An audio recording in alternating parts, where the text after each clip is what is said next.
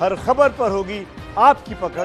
Download कीजिए ABP live app. Maharashtra में सबसे ज्यादा कोरोना संकट है और इस बीच महाराष्ट्र में राजनीति भी गर्म है। शिवसेना के प्रवक्ता संजय राउत का बयान सामने आया है। संजय राउत ने कहा है कि सरकार को कोई खतरा नहीं है। देखिए, जिस तरीके से राजनीतिक सरगर्मी महाराष्ट्र में तेज, उसी के बीच संजय राउत का ये बड़ा बयान कह रहे हैं 5 साल तक चलेगी उद्धव सरकार। सरकार को किसी तरीके का कोई खतरा नहीं है, शिवसेना की तरफ से कहा जा रहा है। कल ही बीजेपी के नेताओं की तरफ से मांग की गई थी राज्य में राष्ट्रपति शासन लगे। उसी को लेकर सियासी सरगर्मियां तेज हुई। कुछ मुलाकातें जो हुई कल राज्यपाल के साथ, जिस तरीके से शरद पवार ने जाकर मुलाकात की, उसके बाद शरद पवार और उद्धव ठाकरे के बीच मातोश्री में 1.5 घंटे चली मुलाकात। तभी ये सियासी सवाल बड़ा हो गया था कि क्या खतरे में है उद्धव सरकार। इसी पर अब शिवसेना की तरफ से कहा जा रहा है सरकार को कोई खतरा नहीं। जरा सुनिए। मैं राज्यपाल से 2 दिन पहले ही मिलकर आया। मेरी बातचीत ठीक तरह से हुई उनसे। बहुत सी जानकारी राज्यपाल साहब ने मुझे दिया, हमने भी उनको दी। राज्यपाल साहब जो है वो महाराष्ट्र के गार्डियन है, संवैधानिक प्रमुख है हमारे। उनसे हमेशा बातचीत होना जरूरी होता है, आदान प्रदान होता है, इस तरह से होता है। पवार साहब मिले हैं। वजह क्या है कि सब मिल रहे हैं अचानक? महाराष्ट्र में या देश में जिस प्रकार का एक संकट बना है, तो राज्यपाल जानना चाहते हैं हर व्यक्ति से, प्रमुख व्यक्ति से, कि क्या हो रहा है और क्या करना चाहिए। ये राज्यपाल की एक अच्छी भावना है कि वो सबसे बात कर अपनी भूमिका बनाना चाहते हैं, और अच्छी बात है। ऐसे राज्यपाल एक्टिव होने चाहिए सामाजिक कार्यों में। तो ये तो शिवसेना नेता संजय राउत का आपने बयान सुना। अच्छा, अभी कुछ देर पहले शरद पवार एनसीपी के प्रमुख, उन्होंने एबीपी न्यूज के सहयोगी चैनल एबीपी माझा से खास बातचीत की है और इस बातचीत में शरद पवार की तरफ से कहा गया है कि महाराष्ट्र की सरकार को किसी तरीके का कोई खतरा नहीं है।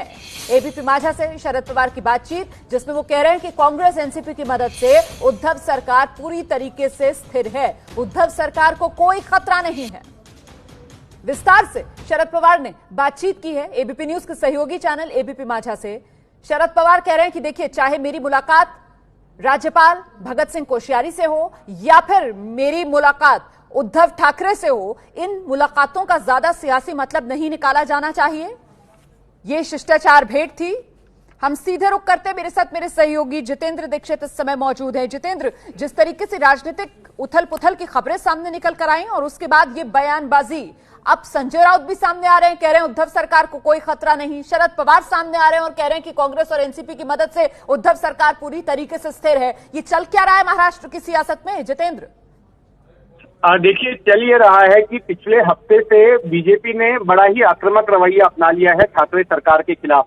अब तक बीजेपी जो है बड़ा फूंक कर कदम आगे रख रही थी और इस आरोप से बचना चाहती थी कि ऐसी आपदा की स्थिति में भी बीजेपी राजनीति कर रही है। लेकिन पिछले हफ्ते ही बीजेपी की ओर से फैसला लिया गया और अब ये तय किया गया है कि जिस तरह से महाराष्ट्र में स्थिति बद से बदतर होती जा रही है, हालात खराब होते जा रहे हैं, तो उसको देखते हुए अब इस सरकार को घेरना जरूरी है। और इसलिए बीजेपी ने एक महाराष्ट्र बचाओ आंदोलन का ऐलान किया था पिछले हफ्ते, और अब जो है तमाम तरीके से बयानों के जरिए, आंदोलनों के जरिए जो है अब सरकार पर हमला किया जा रहा है।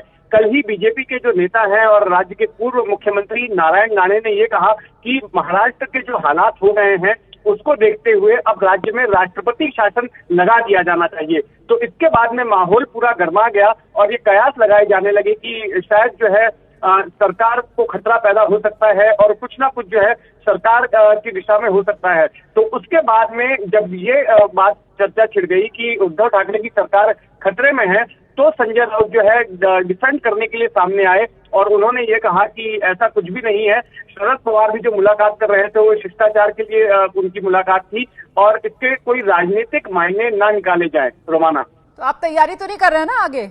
वो जो 35 डेज आपने किताब लिखी थी, जिस तरीके की उथल पुथल हमने 6 महीने पहले देखी थी, ये पार्ट 2 लिखने की नौबत तो नहीं आने वाली है ना जितेंद्र दीक्षित?